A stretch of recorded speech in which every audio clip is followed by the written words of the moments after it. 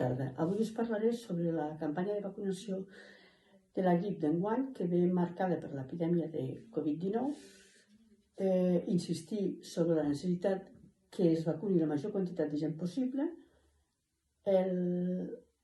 La campanya començarà el dia 15 d'octubre i es perllongarà fins al mes de desembre, i ara la Lourdes us explicarà quin és el procediment i quina és la població en qui està indicada la vacunació enguany.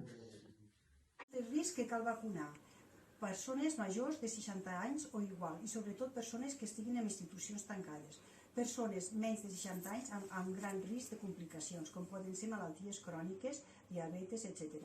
Persones que poden transmetre la grip a d'altres grups de risc que poden portar complicacions, com poden ser els sanitaris, els bombers, persones que tenen cura de malalts, persones que treballen en els geriàtrics, les forces de l'Estat, els bombers, els mestres, etc.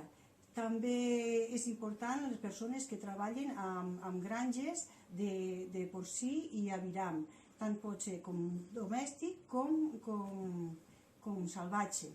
També és important, i és molt important aquest any, de demanar hora i demanar cita prèvia i vacunar-se tothom de la grip. Moltes gràcies. Salut.